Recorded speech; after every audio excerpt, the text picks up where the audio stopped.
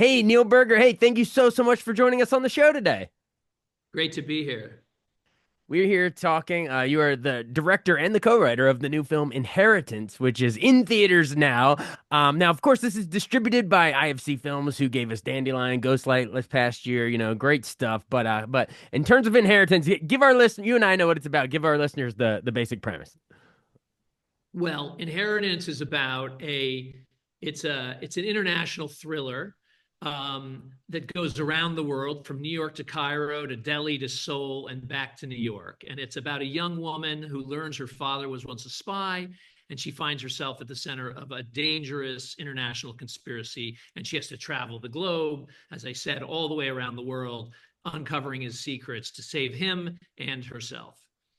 It's a cool even in logline form it's still it's a cool thing. Now I want to go into the casting. You mentioned it's Maya and then of course her father. I want to take them one at a time. So Yeah. go into casting Maya. Phoebe, from everyone knows her from season 1 of Bridgerton on, just a Yeah. huge in sort of that period piece romance realm. But for a spy, why was she sort of the perfect choice for this role?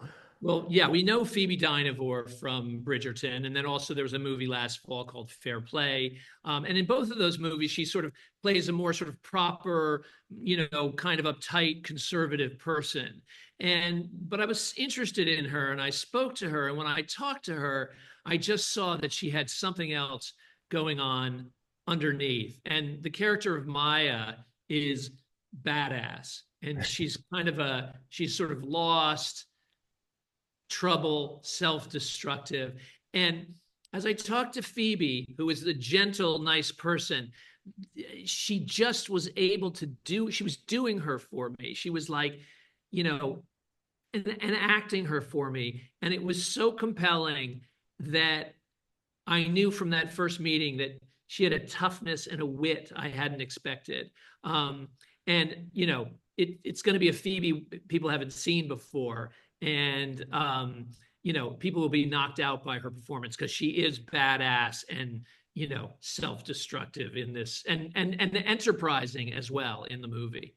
Awesome. So if she's the badass and enterprising Maya, now let's flip to her father Sam, who was a former spy, and once that comes to life, it kicks this whole story Yeah. in motion. Well, But Rhys Ifans, man, everyone knows him from House of the Dragon and a yeah. bunch of other stuff. But talk about honing in on Rhys. What Oh, qualities did Reese. he have that made you want to cast him? Well, what I like about Reese is like so affable and like funny and fun. And I wanted the guy that played her father, to seem like really like a reasonable person, like an affable guy, like a really likable guy, because then he turns out to maybe have some other secrets. And in a way, they're both black sheep.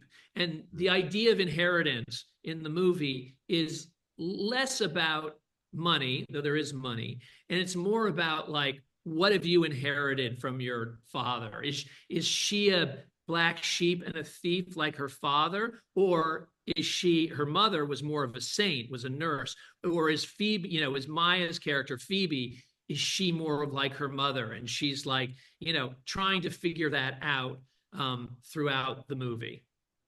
I love it. Well, you can't go wrong. Not only both very qualified, very prolific, great actors, but also like you're gonna bring in the fan. Hopefully for you, the fan bases of two of the biggest Yeah, phenomenons. If you ever want to see Otto Hightower from House of the Dragon with Daphne yeah, from Bridgerton, here's your movie, baby. yeah, yeah, Uh, yeah. I love it. I love it. Talk about sort of the visual style you were going for. We've gone into sort of the premise and the characters, but visually, I know you're working with cinematographer Jackson Hunt, who also shot The Black Sea, which was just at South by Southwest, I believe. Yeah. Did well there. But yeah, let's geek out a little on you as director and working with Jackson as cinematographer. Visually, was there a certain style or pattern of film or genre you were kind of trying to emulate or make it your own, or just visually, what were you going for? Well, it's around the it's an international thriller, goes around the world, New York, Cairo, Delhi, Seoul, back to New York, and I wanted to go to all those places and to see all those places. Sometimes when you arrive with a film crew, you disrupt things, and everybody ended up looking at you. I wanted to look at the crowd, so we shot the movie on an iPhone, And we shot the movie on the iPhone, not as a gimmick, not as a substitution for a motion picture camera, but because it gave us access. It meant that we could walk through a crowded Cairo market or somewhere in Delhi or wherever, and nobody would look at us because everybody's got a phone in their hand these days, posting on social media and things like that. Yeah. So with Jackson, who you mentioned, who was great, he would walk with Phoebe and he just seemed like he was her friend. And then I would be just a few paces behind with an iPad looking at the transmission of what he was shooting. And, every once in a while giving, just calling out a little direction, things like that. But we did it in a very guerrilla style with a tiny crew, like a 13-person crew. So completely under the radar. And again, that point was so that nobody would look at us, but we could see all them. So there's no lights, there's no boom mics. It just gave us access. We shot on airplanes in flight without permission. Wow. The whole thing was wild. Wow, it's wild to me that the whole, I guess it started at, Italian neorealism with Rossellini, they're sneaking Little shots bit. down, and then you go further along and you got, I don't know, you got William Friedkin pushing his camera around on a wheelchair around the subways in French Connection, and then all the way now we're on iPhones and Sean Baker's This Tangerine, and takes it even further. yeah, Yeah. yeah, This it's is cool. this is like the end of the line because we're anywhere. Yeah, We're in restaurants without permission yeah, shooting scenes. yeah, We shot a motorcycle chase on open roads in Delhi. love it. It was great and it was and safe, but Yeah. it gives the movie a wild energy and a different feel, like something that you have not seen before. I love it. So obviously the shooting it on an iPhone allows a lot of portability and mobility and shots like that. What are some of the potential pitfalls that you had to overcome or limits or challenges of shooting? Like, you know what I mean? Like, how is it like trying to, because you don't have a steady cam, it's, how do you maintain a little iPhone steady and get cinematic quality compositions, like talk about sort of overcoming any of the challenges of it. Yeah, well, I must say there weren't that many challenges. We sort of studied the iPhone quite a bit. We did sort of muck with the interior a little bit to make it, better for what we were after. Yeah. Jackson is a great operator, and it was not shaky at all. He literally just hand holding it, Wow. and no stabilization, or no stabilizer, or something. And and so there were a few little things with, if you pointed it at a bright light, there'd be like a little light dancing around on the lens, and we had to remove those visually. Like a And flare, kind of like a yeah, lens if a flare flare, it ish. wasn't even a flare. It was something uglier than a flare. Flares Some can be digital beautiful. version. This was sort of like Yeah. an aberration. Right. And then, the lens, we didn't use the extra lens. We didn't use external lenses because they didn't work with Filmic Pro, which was our image capture software, Okay. or didn't work as well as what we wanted to, or they degraded the image a little bit. So we used the native lenses on the iPhone, and we only used the middle one, the 26 millimeter. The longer one and the wider one didn't have enough resolution for us that appealed to us. And so we shot the movie all on one lens, which is tricky because sometimes you want to like see somebody across the street and stuff like that. But Sure. we embraced that. We figured out a way to make that happen and to make it work, and it became part of the language of the movie.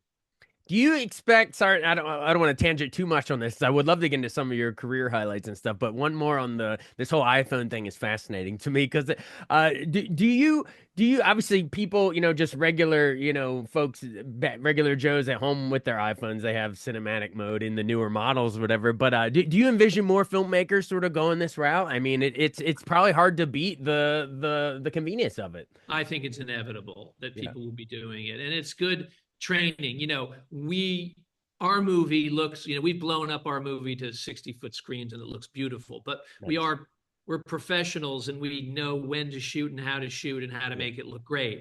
Not everybody's going to be able to do that, but there's something very important about shooting, shooting film and or shooting a scene and then editing it and learning from that. So the iPhone is such a great resource in that. And then as far as the, you know, the visual quality, one will work up to that. But the ability to shoot and then to edit and to see like, oh geez, I need a shot in between there, or that's Yeah. too close, or wait, why did I do that? That guy looks like he's looking the wrong way, and how Yeah. did we make that mistake?